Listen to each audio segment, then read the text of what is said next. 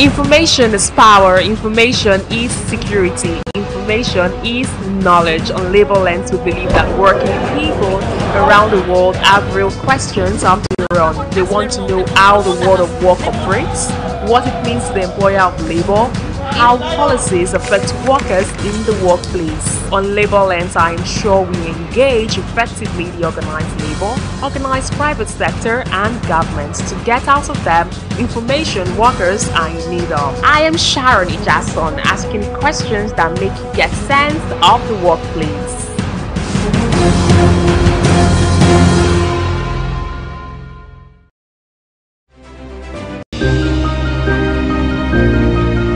Sometimes it's the story that calls. At other times, the people. Okay, welcome back. And my guest is Mr. Napoleon Otoche. He's a lawyer and President Economic Reforms Advocate. We also have a caller on the line. Good morning. Where are you calling from? Can you hear us? Hello. Hello, sir. Good morning. Good morning. What's your name and where are you calling from? Adebayo is my name. I'm calling from Lekki, Lagos. You're welcome, sir. Thank you. Adebayo in Lekki. Go ahead, please, with your comment. Thank you, sir. Yeah. I just want to make a contribution to what you are discussing. Sure. As far as I'm concerned, President Bola Ahmed Tinubu is the Minister of Petroleum.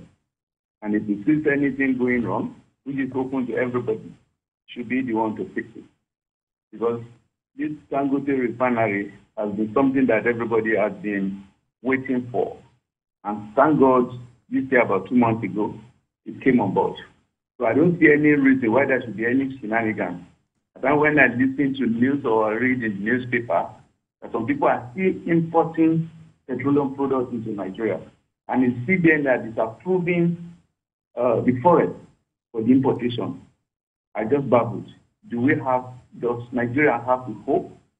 Because, we are clamoring for local production, and the local producer is here. Mm-hmm. And every effort is being made to sabotage the company. I believe the president, being the commander-in-chief and the head of, the father of the nation, should do the needful. And so that is my contribution. On him not saying anything or not doing anything in the recent time, and CBN and NNPCL are still issuing import licenses to people to import finished petroleum products in Nigeria. It is an indictment, and it should rise up to its responsibility. Thank you. Thank you very much, Mr. Adebayo, for calling in. I don't know what you think about that particular perspective. A quick one. Mm-hmm. Yes, the reference to our dear president as the Minister of Petroleum. Yes, rightly so. He is the Minister of Petroleum. All the ministers are there at his pleasure. And that is why we are making this call. If you appoint someone in whichever capacity, and the person is not living up to expectations, it behoves on the appointer. In this instance, it's not the president. You say, oh, we have seen your best, but your best are not good enough. Give way.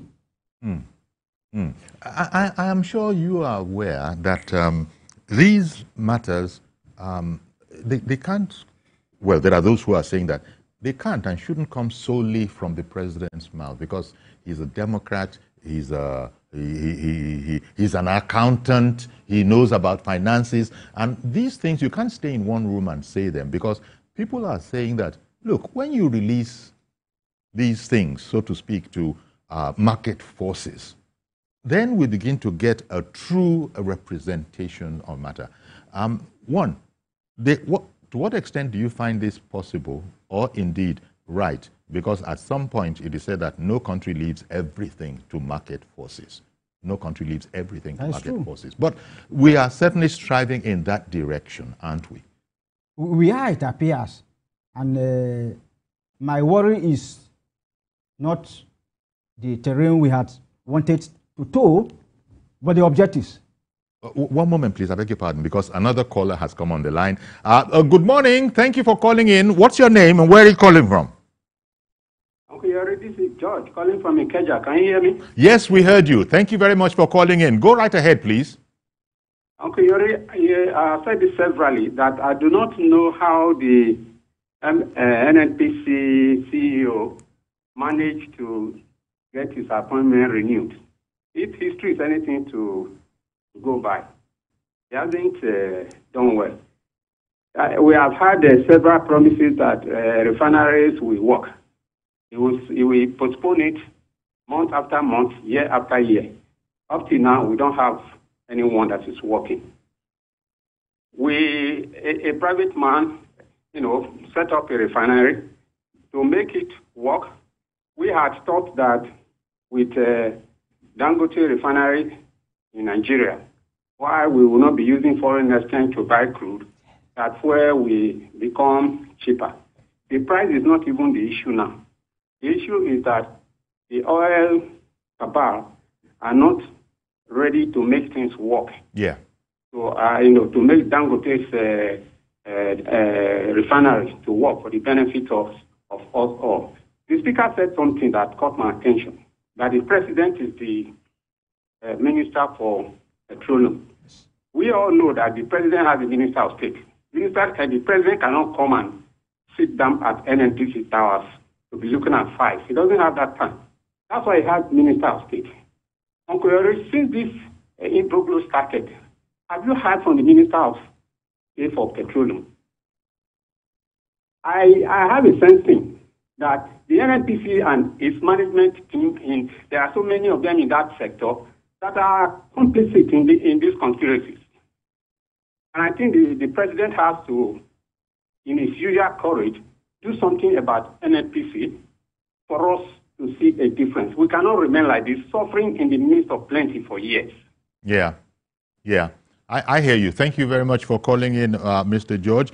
And, we have on occasion actually hosted Mr. Mele Kyari on this program before. Peradventure, he might be listening or watching, if not he himself, people in that whole secretariat who are able to, comment on these whole matters, because it's quite opaque. It's quite opaque. We don't know, Nigerians don't know what is going on. And he is getting the rap now. I don't know if NNPCL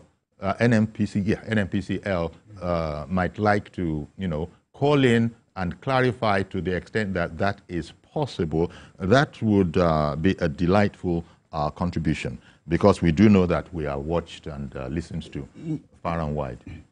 The call for NNPC to clarify will still not yield any positive results. But in trying there to has been calls time without number. Because the NNPC is now being, quote unquote, vilified as the cog in the wheel of this new dawn of Nigeria having the largest refinery in the world. Why are we not getting the benefits? Why is it that with Dangote coming on board now, petrol is now more expensive? I was even saying 1,000 and something. You say there are places where it is closer to 2,000. Yes, there are states. So why is this going on?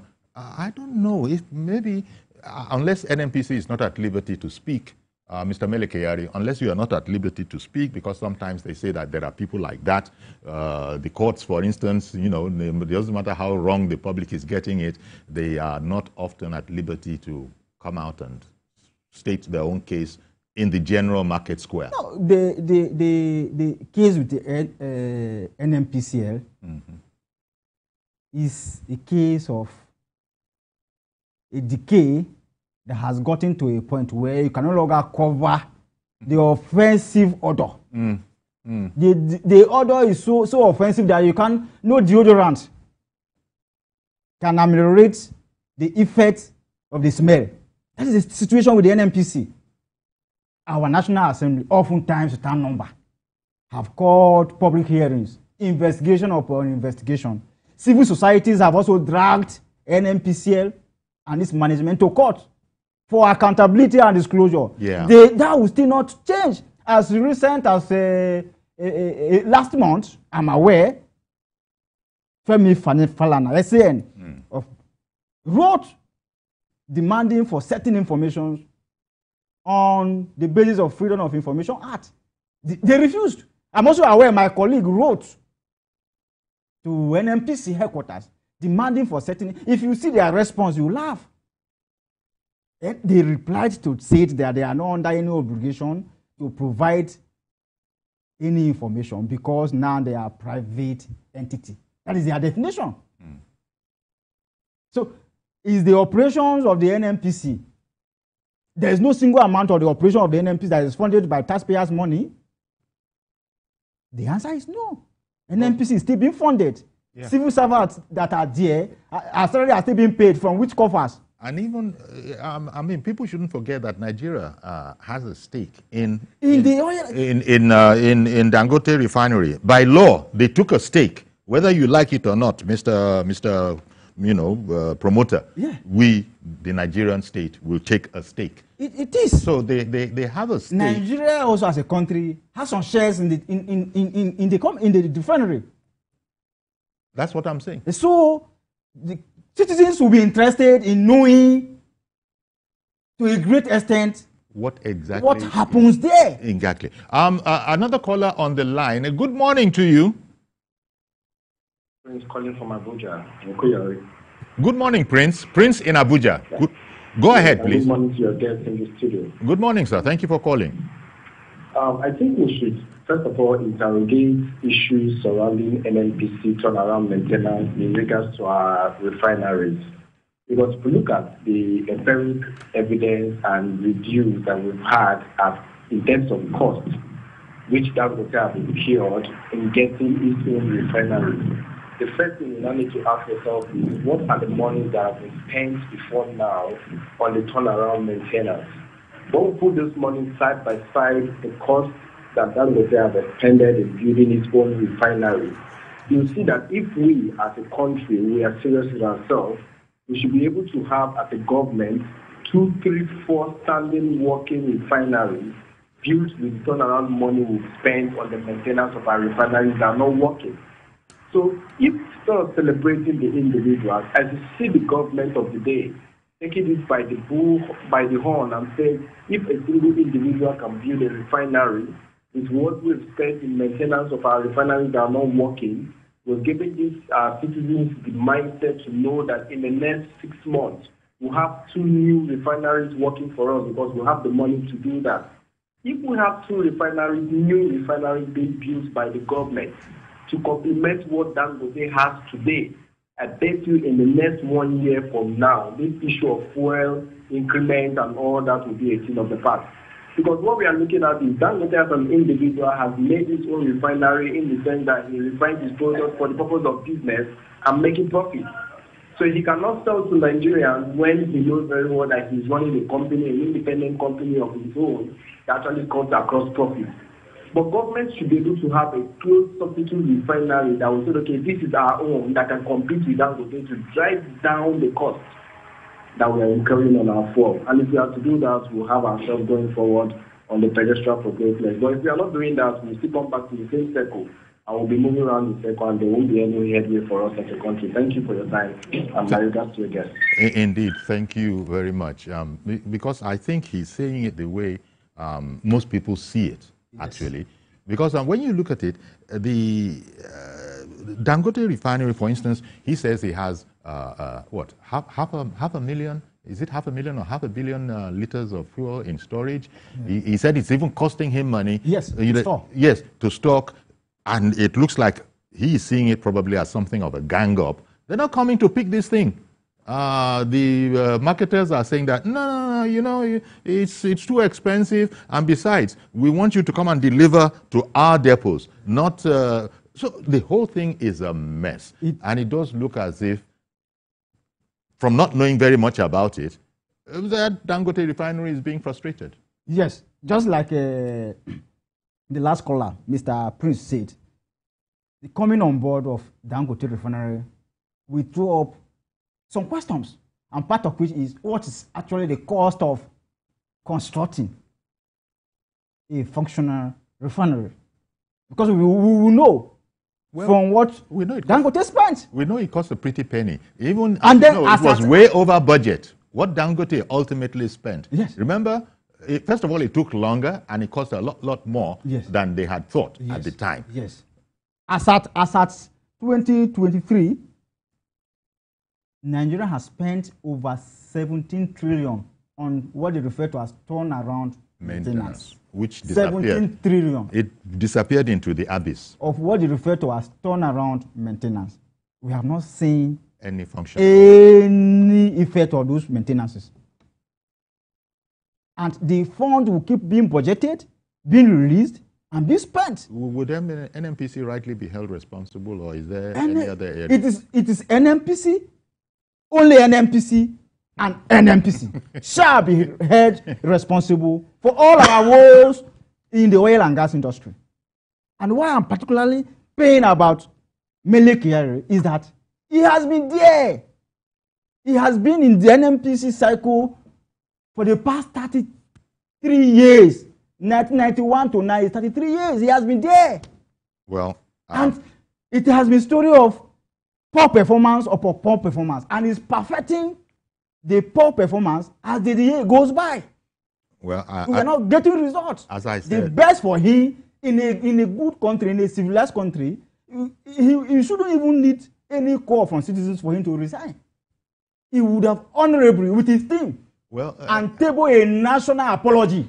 Well, oh, Nigerian, we are sorry we didn't do well. We are sorry we are resigning. That is not his own. But in Nigeria, people don't resign. They die with the office. Even this. But in this case, Nigerians are now dying by the inefficiency of the NNPC. But that is not Mele Kyari's assessment of the fact by his action that he is not doing what you are suggesting. And two, the president doesn't need any encouragement to remove a non-performing person. And the president hasn't done that. As powerful as our president is, as well-intentioned as our president is, I don't want to believe that our president knows everything. Okay. And I don't also want to believe that our president is giving the true position of all the happenings. I don't want to have that belief. You know, that is the reasons for this discussion. Perhaps this version of the fact is not presented to him in the way it is. In fact, I am sure our president will get the direct information on what is happening. You know, talking about this matter about facts and all of that. Yes. I was reading, there was a headline sometime in the past couple of days that allegedly Mr. Dangote misadvised or misinformed the president. I put the word allegedly in front there because people are making that statement that, I mean, the implication of that kind of an allegation, it means that he doesn't really have what he's saying he has. So the whole thing is a mess, really. At this level, you would expect nothing but the truth. It's too big to be messed around with. But apparently, we are having a go at it in Nigeria in muddying the waters. A refinery is not something you can hide. It's not a hut that you can build at the back of your house and hide it. The structure is so gigantic that any good player in any part of the world is interested in having a view of it through whichever means. So for a man of his status to have spent that kind of money, it therefore means that he means business. And he means well for Nigeria. There's a problem because NNPC. So why should Dangote be producing and be storing and be incurring debt on storage? And people meanwhile, we are still having fair queues. And people don't want to go people there. Are still on the queue in many filling stations. And it's only in Lagos that your roads are free. And the different marketers are explaining that it's not profitable, that we're here, it's a business. The figures are such that we can't go to Dangote on the terms. The hand of Jacob, the voice of Esau. Those marketers in quote, if we interrogate very well, it is the voice of NNPC management that is speaking to those marketers. The hand of Esau, the voice of Jacob. So you don't. That's the best way to explain it. How would you rather prefer to lift products from Lagos, which is just by the corner, than importing? You are lifting with Naira, then you now go and be sourcing for Forex. To go and import from Malta, to go and import from Russia, to go and import from Saudi, or from where? Does it make common sense? The whole idea. Remember, Okay. refining is not just about PMS, what you refer to as premium motor spirit, fuel alone, they multiply. There are other components of petroleum product that come with it as byproducts. As you refine, in the process of refining, you get diesel, you get kerosene, grease, and so many other byproducts that comes through the chain of refining. And those things are also valuable outside the job creation, outside reducing the stress on our naira, and so many other benefits that are associated with refining in Nigeria. But rather, we prefer, recently they give licenses to some persons, not to build refineries, but to import. NNPC, yes, recently gave licenses to some players, in quote, not to build refineries so that they will come and compete with Dangote, so that we can see what is happening in the telecom between MTN, Glo, and the others. No, they gave them license to import because it's more convenient to. And what are they importing? Low quality products. These are all the complications that as we have alleged by Dangote. Dangote, as I know, is a serious business-minded man. He's not a street drunkard. I'm sure for him to come to a public with information, he must have verified and double verified it. You know, this whole... For him to make such a weighty allegation of a blending plant in Malta, yes, importing lower quality products to Nigeria, laden with sulfuric content. That is almost all of us are mad. Wait a minute, sir. Almost all Nigerians are mad because of the hazardous content. You know, I think most Nigerians are disappointed because they're surprised. They had thought that the economics would work for us. It would favor us. But in the event, Dangote is now saying that I have a cutting-edge, state-of-the-art refinery. To save us of all the troubles. You know, yes. So it's the cleanest you can get yes. globally. Yes. And I'm hearing things such as, let everybody go and buy from wherever they can buy and put their price on it, and then Nigerians will pick up whatever they can afford. Quite frankly, I don't know. So it looks like this opaqueness that we have been experiencing is going to continue for a while. At a point after the production of last 2 months, before distribution, there was an attempt by the NNPC. 2 minutes to 30 seconds. There was an attempt by NNPC to hijack the delivery, so that they will now be the one to take the entire product for NNPC and determine how much they will sell to what they refer to as independent marketers. They are not independent. Well, they are all the appendages of the powers that be at the NNPC. Well, what I can say at this stage, because Dangote rejected that move. Mm-hmm. It's a complex subject. They now have to instigate those persons to say, okay, if you don't want us to take control, maximum control of the distribution, don't buy from him. Okay. You know what, Mr.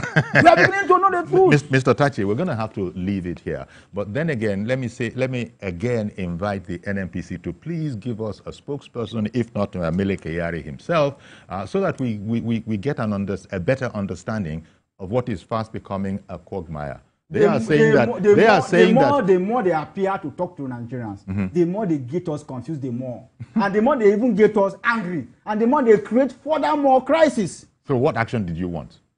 Scrap the management. All right. Bring in new, if we cannot find new and better persons to handle that sector. That's how this. We can employ foreigners. Okay. If we look all around Nigerians and there are no capable hands. We're going to have to leave it here, Mr. Tachi. Mr. President should do the needful. We believe in his Renew Hope agenda. And we believe that he will listen to this second version of the truth. Okay, Napoleon Otache, lawyer, president, economic reforms advocate. Thank you very much. Thank you, sir. And indeed, thank you to those that called in as well. We're going to have to leave it here. This is a subject that's not going to go away, so we'll return to it very, very soon. In the meantime, do please join us on Monday for a fresh edition. I am Iyori Folari. Have a great weekend.